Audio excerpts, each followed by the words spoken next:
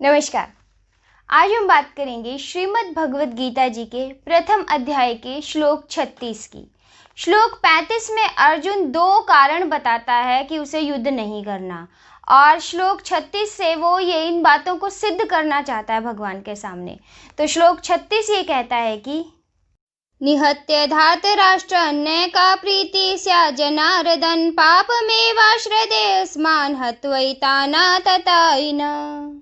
तो जैसा आपने देखा श्लोक 36 में शब्द का प्रयोग हुआ धार्तराष्ट्र। ये धार्तराष्ट्र पहले भी प्रयोग हुआ था, तब हमने इसका अर्थ बताया था कि जो धोखे से राष्ट्र को हड़प ले, उसके लिए ये शब्द इस्तेमाल होता है। परंतु अब जब अर्जुन के मन में कुटुंब के लोगों के लिए, अपने सगे संबंधियों के लिए मोह जागृत हो चुका है, तो यहाँ इसका अर्थ होगा धृतराष्ट्र के पुत्र।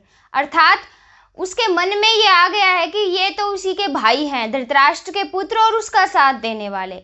तो इस श्लोक में वह भगवान श्री कृष्ण से कहता है कि हे जनार्दन, अगर हम इन धृतराष्ट्र के पुत्रों को मार भी देंगे तो हमें क्या लाभ होगा?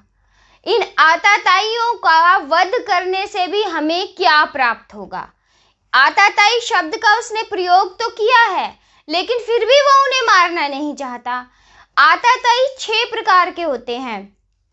जो विष देकर मारना चाहे, आग लगा के मारना चाहे, शस्त्र लेकर मारने के लिए तैयार हो, राज्य को छीन ले, धन को छीन ले, या स्त्री का हरण करे, अपमान करे। ये 6 के 6 गुण दुर्योधन में थे। यह बात अर्जुन भी अच्छी तरह से जानता है, इसीलिए वह उसके लिए आताताई शब्द का प्रयोग कर रहा है। और शास्त्रों में लिखा भी है कि आताताई को मारने में कोई अधर्म नहीं होता, परंतु वह अपनी बात सिद्ध करने के लिए जो तर्क देता है वो यह देता है कि शास्त्रों में लिखा है कि जो अपने कुल का घातक होता है वो महापापी होता है, और ये मेरे ही कुल के लोग हैं। अगर मैं इन्हें ही मार दूंगा, अपने कुल का नाश कर दूंगा, तो मुझे महापाप लगेगा। और जीते जी भी अभी तो हम वेग में, आवेश में, क्रोध में आकर युद्ध करके इनको मार देंगे, और फिर जो हमें राज्य मिलेगा, बाद में जब वो वेग शांत होगा, वो क्रोध शांत होगा, तब हमें यह पता चलेगा कि हमने अपने ही कुटुंब के लोगों को मारकर ये राज्य प्राप्त किया है, तो हमारा चित्त कभी भी शांत नहीं रहेगा। इस तरह से जीते जी हमें शांति नहीं मिलेगी, और क्योंकि हमने अपने ही कुल का नाश किया होगा, तो मरने के पश्चात भी हमें नरक का भोगी बनना पड़ेगा। इस तरह से वो अपनी बातों से सिद्ध करता है। वह ये बताता है कि आताताई हैं, और आताताई को धर्म में कहा गया है कि आताताई को मारने में कोई पाप नहीं होता। धर्म ये कहता है कि अहिंसा परम धर्म है, परंतु साथ में हमें यह भी बताता है कि धर्म की स्थापना के लिए हिंसा की जहाँ आवश्यकता हो करनी पड़ती है। हिंसा का तात्पर्य युद्ध से है कि शस्त्र उठाने पड़ते हैं अगर धर्म की स्थापना करनी हो।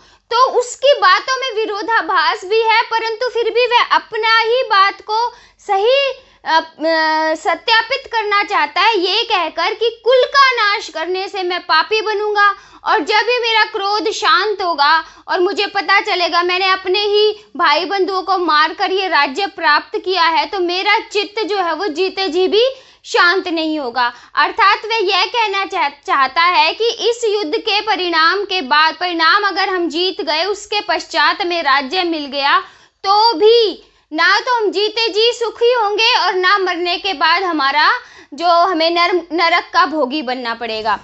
हालांकि उसने जोर देने के लिए आताताई शब्द का प्रयोग किया, जिसके 6 लक्षण मैंने आपको बताए, और वो 6 के 6 लक्षण दुर्योधन में थे।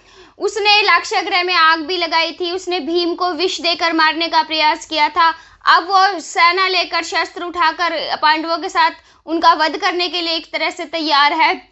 युद्ध की क्रीड़ा में उसने उनका धन और राज्य दोनों छीन लिए थे, और उसने द्रौपदी का इतना बड़ा अपमान किया था। जयद्रथ ने भी द्रौपदी का हरण करने का प्रयास किया था। इस तरह से ये आताताई तो है, और धर्म ये बताता है कि आताताई को मारना कोई अधर्म नहीं है, परंतु ये कुटुंब वाले भी हैं, ये धृतराष्ट्र के पुत्र भी हैं, और इसलिए इनको मार कर मुझे राज्य की लालसा नहीं है, क्योंकि मैं ये समझता हूँ कि इस तरह का राज्य भोगने से मुझे ना तो इस जीवन में सुख मिलेगा और ना मरने के पश्चात शांति मिलेगी। तो इस तरह से इस श्लोक में अर्जुन जो है वो अपनी बात को भगवान श्री कृष्ण के सामने सिद्ध करना चाहता है। आगे के श्लोक में वह क्या कहता है वह हम आपको अगले श्लोक में बताएंगे। तब तक के लिए नमस्कार।